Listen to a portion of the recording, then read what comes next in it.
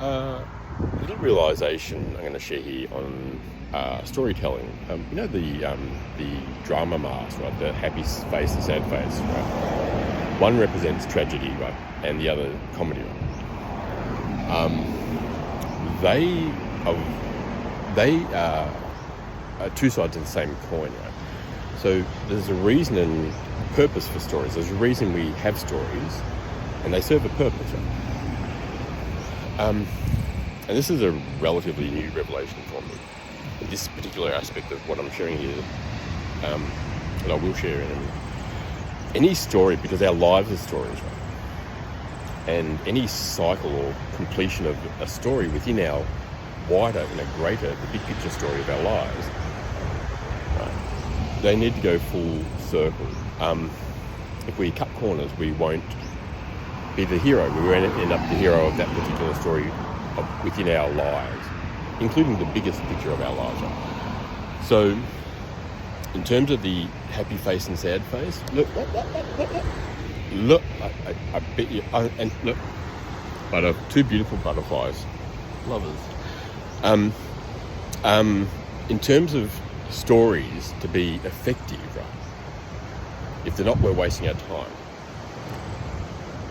or spending our time realising that there are better options.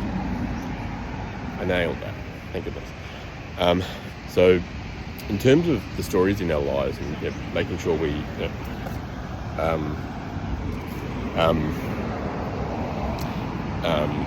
become the hero,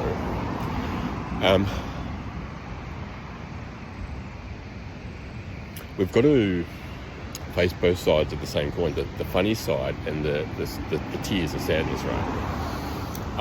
And I was just sitting in my car having a trauma response that I've had lifelong, certainly as an adult, and it was to do with being perceived in a negative way, particularly around the issues of, speaking of the butterflies and how I frame them as lovers, to do with the birds and the bees and butterflies, and being perceived in a negative way.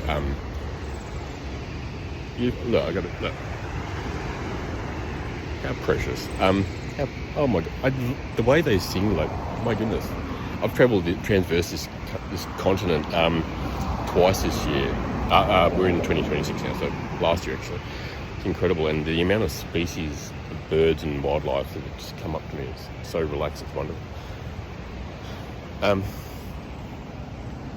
So in terms of me experiencing those undeserved ways that I'm likely to be perceived, and that's a long story to why I was showing up that way and why I had that perspective, of why I reacted to I didn't even understand what was going on myself. But in terms of that, I just had a very, very minor, by habit, experience, a very mild trauma response, caring about what others might think and I might be somehow inappropriate. And for the first time in my life, I just realised this is a sign of growth and healing. There's a funny side to that, right? I have so many hilarious stories, and are both tragic as well. I'll share them all in due time. I know I didn't share the details of that story. Doesn't matter. You get the point. To wrap up, every story within our lives, every thread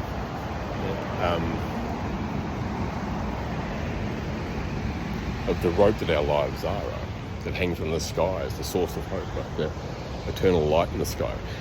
Every thread in your rope is a story if you're willing to step out and find out who you really are. And you're the hero that you're waiting to discover. For every hero's journey, to use Joseph Campbell's terminology, look him up. Every hero's journey, we need to swallow the metaphoric tears as well as the laughter. And it's often that the laughter comes at the end, right? The conclusion, the wrap up. It's a beautiful day. I'm actually near Apollo Bay. There's a source of mine, an online source of mine, a clairvoyant who's from the Melbourne area. He was in Apollo Bay recently. It's hilarious how full circle things can come. That's how it seems. But life goes on. We're actually evolving. If we've completed everything, we're not growing. We've stopped evolving. We've stopped being. We're just existing. So take care, guys.